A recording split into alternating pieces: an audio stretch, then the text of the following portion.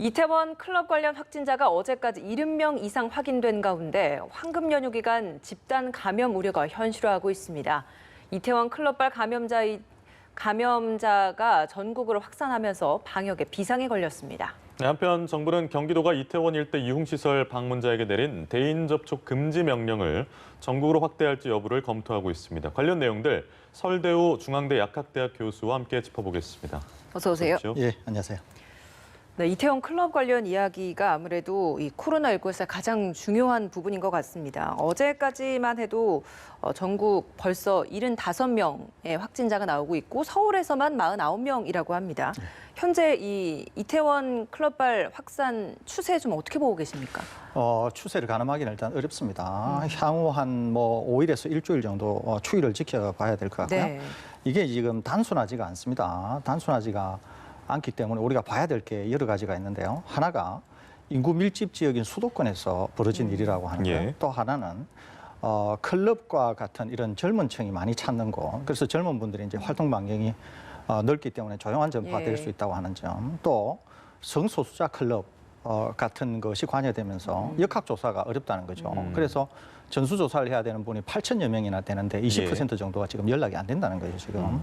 거기다가 더 걱정스러운 것은 현재 우리가 생활 속 거리두기라고 하는 상당히 완화된 상황에 있습니다. 그렇다 보니까 이제 대규모의 접촉이 일어났을 가능성이 있고 상당히 이동이 자유로운 그런 측면이 있는 거죠.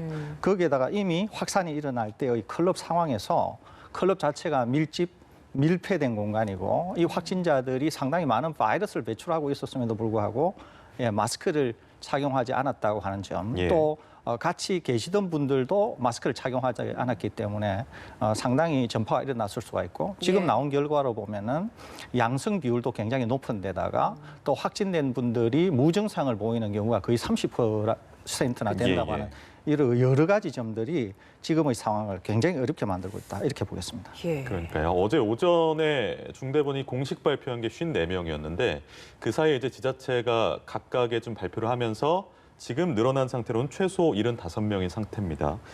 어쨌든 서울에서 제주까지 여러 직업을 가진 사람들에게 감염이 된 상태고 클럽이라는 장소의 특성 말씀해 주셨지만 이런 여러 가지 요인들을 고려할 때 질보는 신천지 때보다 오히려 양성률이 높을 수도 있다. 이런 얘기를 하더라고요. 저도 동의합니다. 왜 그러냐면 지금 생각보다는 확산세가 빠르고 양성 비율이 상당히 높습니다. 거기다가 더 걱정스러운 것은 아까 제가 말씀드린 것처럼 지금 우리가 생활 속 거리두기 상당히 완화된 상태에 있기 때문에 이동이 자유롭습니다. 거기에다가 지금 시작은 이태원에서 시작이 됐지만 이미 발생 양상이 전국화 경향을 보이고 예. 있습니다. 그렇기 때문에 빈도 또 향후에 우리가 보게 될 그런 어떤 규모 이런 면에서 굉장히 주의를 기울여야 되거든요. 예. 만일에 전국화 양상에 더해서 규모나 빈도 면에서 좀 더 커진다 이렇게 될 경우에는 확산이 전국적으로 기정사실화될 가능성이 많습니다. 그렇기 때문에 향후 추이를 아주 면밀히 지켜봐야 되지 않을까 이렇게 생각이 됩니다. 예. 앞서서 이 현재 추세에 대해서 이제 4가지로 이제 심각성을 좀 나눠서 좀 설명을 해주셨어요. 그 중에 하나가 클럽이라는 특성 그리고 성소수자 때문에 역학조사가 어렵다라는 언급을 해주셨는데 사실 이 사회적인 그런 어쨌든 그 연락처가 잘 되지 않고 두절된 그 부분 때문에 직접적인 역학조사가 어려운 그 부분에 있어서 그렇다면 지금 이 상황에서는 어떤 방법으로 저희가 좀 역학조사를 해야 되는 겁니까? 일단은 둘로 나눠 볼 수가 있습니다. 하나는 당사자들인데요. 당사자들께서는 협조를 일단 해주셔야 됩니다. 그다음에 이 협조뿐만 아니라 이 국민들께서도 상당한 협조를 해주셔야 되는데요. 그것은 뭐냐면은 이 당사자들에게 낙인을 찍거나 당사자들을 비난하거나 이렇게 되면은 당사자들이 오히려 숨어서 방역을 상당히 어렵게 할 수 있습니다. 예. 그러니까 당사자와 국민들께서 우선 협조를 해주셔야 됩니다. 예. 두 번째. 당국에서는 신속히 역학조사를 해서 최대한 빨리 이제 수습을 해야 되는데요. 그렇기 위해서는 먼저 확진자의 진술이 필요할 것 같고요. 또 이제 CCTV나 우리가 잘 아는 것처럼 신용카드 사용 내역이나 또 주변 기지국을 통한 그런 휴대전화 네. 사용 내역 이런 것들을 최대한 빨리 조치를 해서 예. 그 정보를 이용해서 가장 빠른 시간 내에 역학조사를 마무리 지어야 되지 않을까 생각이 되고 그래야만 더 이상 확대되는 것을 그나마 막을 수 있지 않을까 이렇게 생각이 됩니다. 네, 앞서 언급을 하셨지만 지금 확진받은 사람 중에 30% 정도는 무증상 감염이라는 점에 또 주목을 해야 될 것 같아요. 이게 아무래도 젊은 사람들이 많다 보니까 20, 30대가 많다 보니까 걸리더라도 좀 증상이 심하게 발현이 되지는 않는 것 같습니다. 문제는 이렇게 조용하게 좀 증상이 있는 상태에서 전파는 얼마든지 일어날 수도 있는 거잖아요. 예, 그렇습니다. 이게 이제 무증상 감염도 둘로 나눌 수가 있는데요. 완전 무증상이 있을 수 있고 또는 본인이 못 느낄 정도의 경증이 무증상도 있을 수 있습니다. 네. 더 위험한 것은 경증인 무증상에 가까운 분들이 더 위험해요. 이런 네. 분들은 대규모의 바이러스를 내놓으면서 상당한 전파력을 가지고 있는 것이거든요. 예. 그리고 제가 아까 말씀드린 것처럼 지금 우리가 상당히 완화된 형태인 생활 속 거리두기에 있다고 하는 점. 그렇기 때문에 이동이 자유로워 설 수 있고 심지어는 이태원에서 이 일이 일어났을 때 이미 우리가 생활 속 거리두기에 있었기 때문에 이분들이 증상을 느끼지 못한 상태에서 다양한 사람들을 접촉했을 수 있고 다양한 곳을 이미 이동을 했을 수 있거든요. 네. 그렇기 때문에 사실 위험성은 더 커진다고 하는 점. 그리고 아까 말씀드린 것처럼 이것이 수도권이라고 하는 이런 점에서 본다고 하면은 상당히 위험성이 있다 이렇게 볼 수 있겠습니다. 그럼 교수님께서도 다시 이 사회적 거리두기로 돌아가야 된다라고 보시는 건가요? 그렇게 보기는 좀 이릅니다. 제 생각으로는 한 일주일 정도까지는 일단 추이를 봐야 될 것 같고요. 우리 이제 보건당국, 지금 방역당국이 경험이 쌓여서 어떻게 해야 되나 하는 걸 알고 있기 때문에 지금 이 상황도 굉장히 엄중하기는 하지만 보건당국이 어떻게 해야 되나 하는 거는 잘 알고 있을 겁니다. 예. 그런데 보건당국이 향후 한 일주일 이내에 보건당국이 생각하는 정도의 조치가 일어나면은 신속한 이 진압이 되겠지만 그러지 않고 이미 대규모 확산이 일어난 것이 기정사실화가 된다. 이러면은 보건당국의 영향으로만 막기는 어려운 측면이 있습니다. 그래서 향후 한 일주일 정도의 추이가 이 사태를 가늠지을 수 있는 아마 결정적인 상황이 되지 않을까 이렇게 생각이 됩니다. 예. 대규모 확산의 정도에 있어서 그게 어느 정도 규모인지 또 그 사회적 거리두기로 돌아가는 그 기준이 될까요? 제가 생각할 때 규모보다도 내용이 더 중요할 수 있습니다. 그러니까 규모가 예컨대 뭐 100명 정도가 나왔다 이래도 예. 우리 방역 당국이 충분히 관리 가능하다 이러면은 100명도 큰 문제가 안 될 수가 있는데 예. 내용적으로 볼 때 계속 여러 곳에서 전국적으로 아까 제가 말씀드린 것처럼 빈도와 규모 면에서 여러 곳에서 산발적으로 그러는데 추적이 좀 어렵고 이럴 경우에는 마치 대구 신천지에서 전국으로 확대되는 양상감에 유사할 수가 있습니다. 이렇게 되면은 방역 당국이 가지고 있는 역량만으로 단기간에 그것을 제압하기는 어려운 측면이 있거든요. 예. 그렇게 되면은 아마 당국에서 이 지금 생활 속 거리두기라고 하는 것도 아마 검토할 가능성이 있을 것 같은데 지금 당장으로서는 검토하지는 않을 것으로 생각이 됩니다. 경기도는 이태원 6개 그 클럽을 방문한 사람들한테 대인 접촉 금지 명령을 내렸더라고요. 박능우 장관도 전국으로 이걸 확대하는 방안을 검토하고 있다고 하고 교수님 의견은 어떠세요? 저는 뭐 바로 해야 된다고 생각합니다. 가장 신속하게 해야 된다고 생각하는 게 지금 이겁니다. 여기에다가 단지 접촉만 금지할 게 아니라 추가해서 해야 될 게 있는데요. 그게 뭐냐면은 구상권 청구. 부산권. 네, 그러니까 단지 클럽을 갔다 왔던 그 장소에 있었던 분들이 지금 우리가 파악이 안 되는 분들도 예. 있지 않습니까? 그런데 나중에 그분들이 만약에 확산을 시켰을 경우에는 추적이 가능하거든요. 그러면은 그분들이 누군가를 접촉하는 것을 금지할 뿐만 아니라 이분들에게 구상권 청구 같은 것들이 더해지면 훨씬 강력한 효과를 낼 수 있거든요. 그래서 저도 방송에서 말씀드린 것처럼 혹시 성소수자, 본인이 성소수자가 아닐 수도 있어요. 그런데 성소수자 관련된 것을 갔다 왔다고 하는 것 때문에 낙인이 찍힐 수가 있지 않습니까? 예. 그게 두려워서 신분 노출을 꺼리는 분도 있을 수 있거든요. 그쵸. 그렇기 때문에 신분 노출을 안 하더라도 제가 말씀드리는 거는 자가격리를 하시고 검사를 받으시라.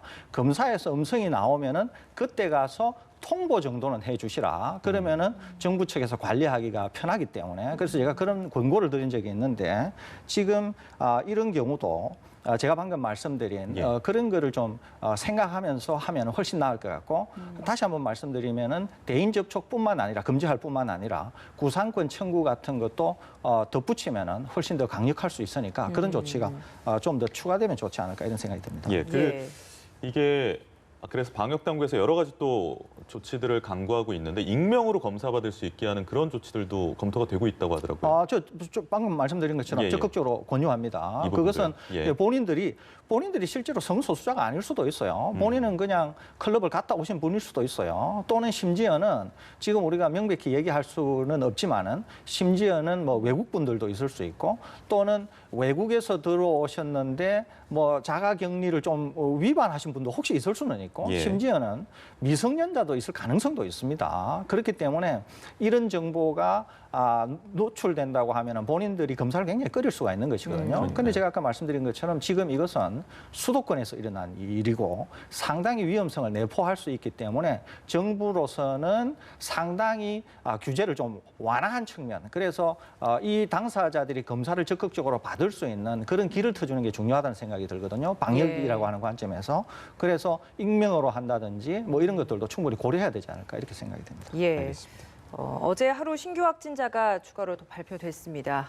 속보 좀 전해드릴게요. 코로나19 어제 하루 신규 확진자가 35명 추가됐습니다. 누적 확진자가 이로써 1,909명이 됐고요. 신규 확진자 35명 중에서 지역 발생 사례가 29명입니다. 지역별로는 서울이 20명, 경기가 4명, 인천과 충북이 각각 3명씩 확진 판정 받았고요. 세종과 강원에서도 1명이 나왔습니다. 해외 유입 사례도 있는데 해외 유입 사례 중에서는 3명이 검역 단계에서 추가됐다라는 소식까지 좀 전해드리겠습니다. 29명의 신규 확진자가 지역사회 내에서 발생한 겁니다. 앞서서 이번 이 이태원 클럽과 관련된 확진자 언급을 해주시면서 미성년자도 있을 수 있다라고 말씀을 해주셨어요. 사실 13일부터 등교 계약이 시작이 되는 부분이 있어서 이 부분에 있어서도 사실 등교 계약을 연기를 해야 되느냐 마느냐 말들이 많습니다. 교육부도 오늘 방역당국과 함께 이 관련된 연기 여부와 관련된 회의를 한다고 했거든요. 교수님 의견은 어떠신가요? 저는 어제는 방역이라고 하는 관점에서 하루나 이틀 더 봐야 된다 이랬는데 제가 오늘 아침에 이제 모 언론사에 인터뷰를 하면서 90% 이상으로 개학이 어려울 것 같다. 이렇게 제가 단정적으로 얘기를 했습니다. 예. 그렇게 얘기한 이유가 있는데요. 이게 제일 중요한 것은 첫째, 학생의 안전이 제일 중요합니다. 제일 중요한 건 학생의 안전입니다. 두 번째 중요한 것이 국가 사회의 안전이에요. 두 번째가. 세 번째도 심각히 고려돼야 될 게 정치적 이유입니다. 저는 정치 평론가는 아니고 정치하는 사람은 아니지만은 예. 정치적 이유도 있습니다. 왜 그러냐면은 어제 대통령께서 취임 3주년 그 대국민 메시지를 발표를 하셨어요. 그런데 이 이태원 코로나가 대통령의 메시지를 거의 잡아먹다시피 했습니다. 그럴 예. 정도로 국민의 관심이 이태원에 있다는 거죠. 그런데 지금 4.15 총선의 승리, 대통령이 3주년 됐을 때의 아주 높은 지지, 그다음에 여러 가지 정황들이 대통령께서 이 코로나19 K-방역의 성과의 결과라고 우리가 보는데 주저하지 않을 정도로 크게 영향을 미쳤습니다, 이게. 예. 그러는데 지금 이번 주 수요일 날 등교 개학을 했을 때 예. 만일에 싱가포르처럼 이 등교 개학을 통해서 사회적으로 코로나19가 확산이 된다 이러면은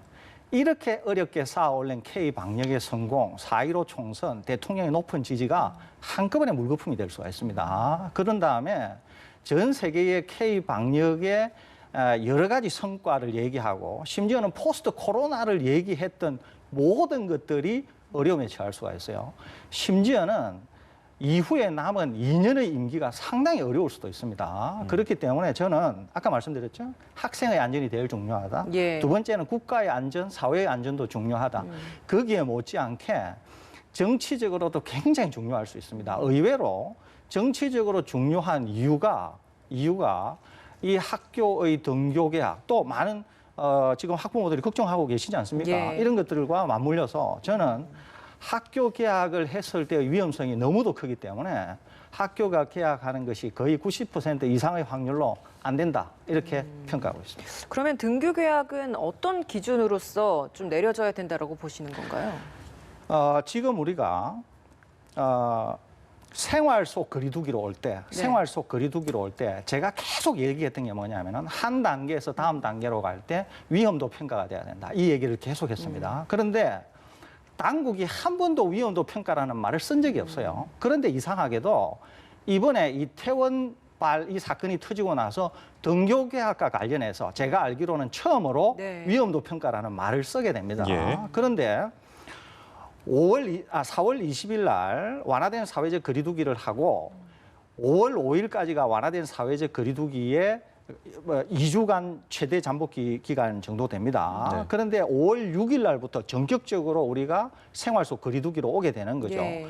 많은 전문가들이 일주일이나 최대 2주일 정도 위험도를 평가한 다음에 생활 속 거리두기를 가야 되는데 왜 이렇게 서둘러서 생활 속 거리두기를 가느냐라고 말들이 많았습니다. 총리께서 전문가의 의견을 들으셨다 이러셨거든요.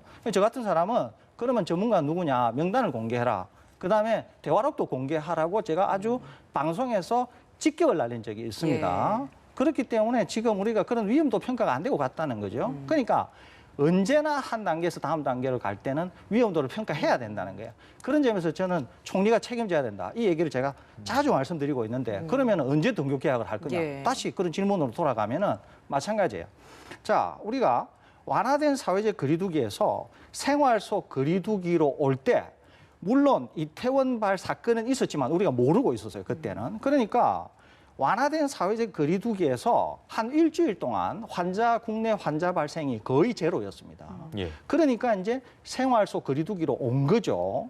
그러니까 지금 생활 속 거리두기에서 이렇게 이태원 같은 큰 일이 터진 거 아닙니까? 그러면 언제 다시 등교 계약이 얘기가 될 거냐? 그때는 아까 말씀드린 것처럼 완화된 사회적 거리두기에서 생활 속 거리두기로 오던 그런 상태로 되돌아가야만이 다시 등교 계약을 얘기할 수 있고 특히 저 같은 사람은 이번 주 수요일 고3의 계약뿐만 아니라 일주일 있으면은 초등학교 저학년 1, 2학년들과 심지어는 유치원 아이들도 개원을 하게 됩니다. 그쵸. 저도 이것과 관련해서 굉장히 성토를 많이 한 사람인데 네. 잘못된 신호를 사회에 줄 수 있기 때문에 이런 어린아이들은 제일 뒷단에 둬야 된다. 그러는데도 전혀 당국이 귀담아 듣지 않았어요. 그런 점에서 본다고 하면 지금의 등교 계약은 전면적으로 재검토해야 될 것 같고 저는 학교를 열어서는 굉장히 위험할 수 있다. 이런 말씀을 드리면서 동시에 이후에 검토를 할 때도 아까 제가 말씀드린 이런 종합적인 것을 판단하고 위험이 상당히 해소되었을 때 등교 계약을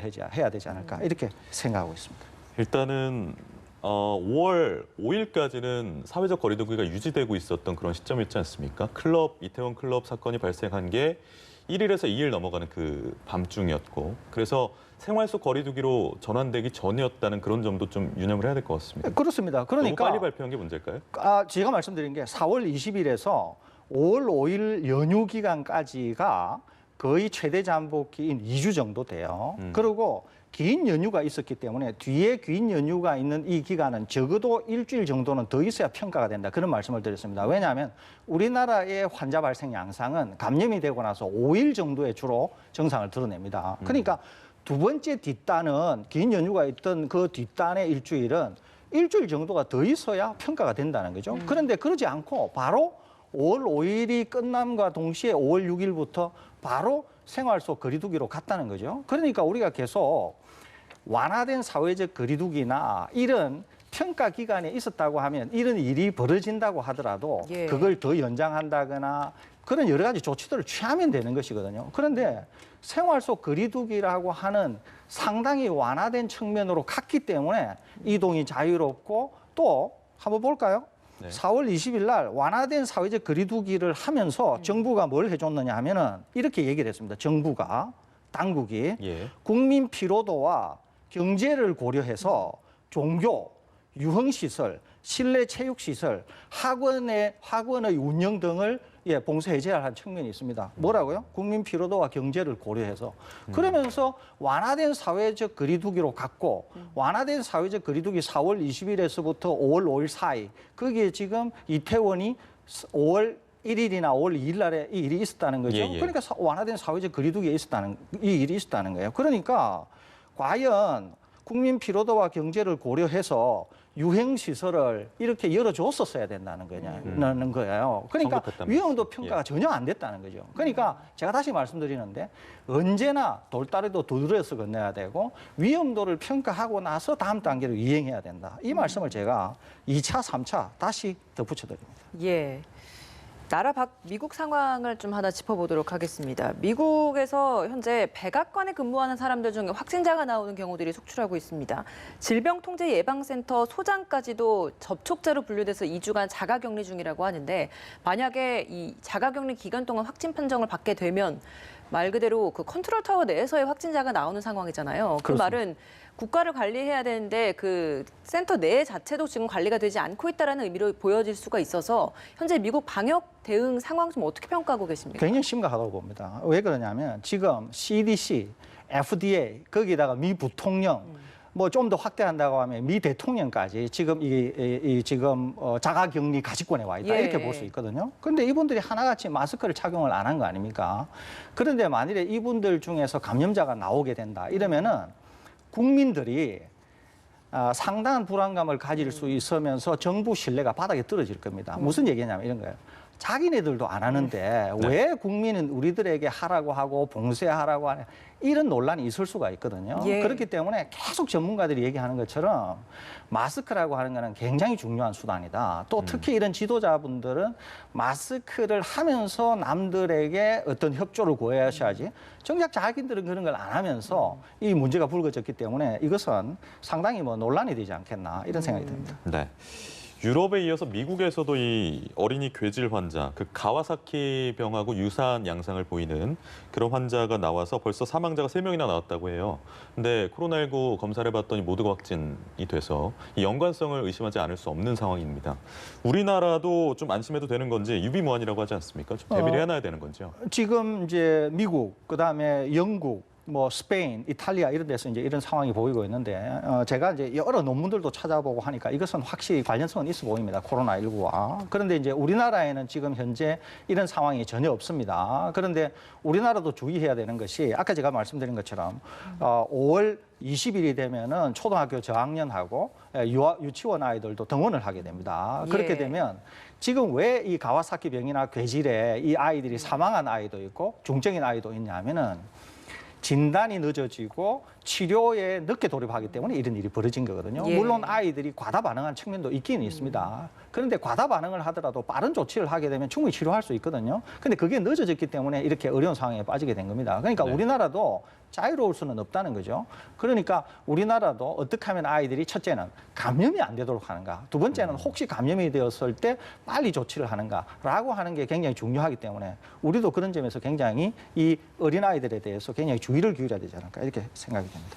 예, 알겠습니다. 오늘 말씀 여기서 마무리 짓도록 하겠습니다. 서울대우 중앙대 약학대학 교수였습니다. 고맙습니다. 고맙습니다.